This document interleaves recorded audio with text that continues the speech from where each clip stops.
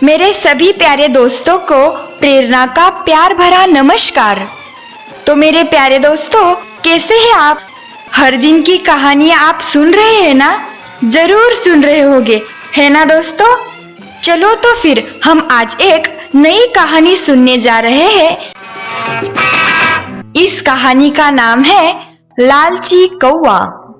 कंचनपुर के धनी व्यापारी के रसोई घर में एक कबूतर ने अपना घोंसला बनाया हुआ था। एक दिन एक लालची कौवा उधर आ निकला।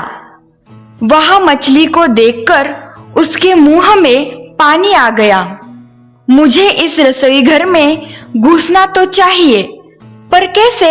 तभी उसकी निगाह कबूतर पर जा गिरी। उसने सोचा, यदि मैं कबूतर से दोस्ती कर लूं, तो शायद बात बन जाए। कबूतर जब दाना चुगने बाहर निकला तो कौवा उसके साथ लग गया। थोड़ी ही देर बाद कबूतर ने जब पीछे मुड़कर देखा तो अपने पीछे कौवे को पाया। उसने कौवे से पूछा, तुम मेरे पीछे क्यों लगे हो? तब कौवे ने बोला, तुम मुझे बहुत अच्छे लगते हो, इसलिए मैं तुमसे दोस्ती करना चाहता हूँ। कबूतर बोला, बात तो तुम ठीक कह रहे हो, मगर हमारा तुम्हारा भोजन अलग अलग है। मैं बीज खाता हूँ और तुम कीड़े। कौवा बोला, कोई बात नहीं, हम इकट्ठे रह लेंगे। शाम को दोनों पेट भरकर वापस आए।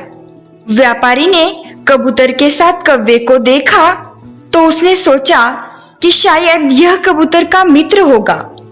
उसने दूसरा घोंसला रसोई में कौवे के लिए लगा दिया।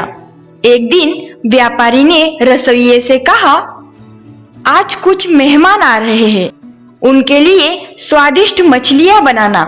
कौवा यह सब बातें सुन रहा था। रसोइये ने स्वादिष्ट मछलियां बनाई। तभी कबूतर कौवे से बोला, चलो हम भोजन करने बाहर चलते हैं। कौवे ने कहा, आज मेरा पेट दर्द कर रहा है, इसलिए तुम अकेले ही चले जाओ। कबूतर भोजन की तलाश में बाहर निकल गया। उधर कौवा रसोइये के बाहर निकलने का इंतजार कर रहा था।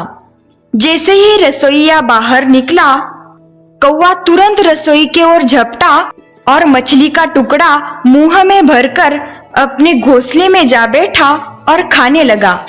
रसोइये को जब रसोई में खटपट की आवाज सुनाई दी तो वह रसोई की ओर लपटा। उसने देखा कौवा अपनी घोंसले में बैठकर मछली का टुकड़ा मजे से खा रहा था। रसोइये को बहुत गुस्सा आया और उसने कौवे की गर्दन पकड़कर मरोड़ दी। शाम को जब कबूतर दाना चुगकर आया तो उसने कौवे का हश्र देखा। जब उसने घोंसले में मछली का आधा खाया हुआ टुकड़ा देखा तो उसकी समझ में आ गया कि उसने जरूर लालच किया होगा, तभी उसकी ये हालत हुई है। तो मेरे प्यारे दोस्तों, समझ गए ना? लालच में आकर प्राणों को संकट में डालने वाला सबसे बड़ा मूर्ख होता है।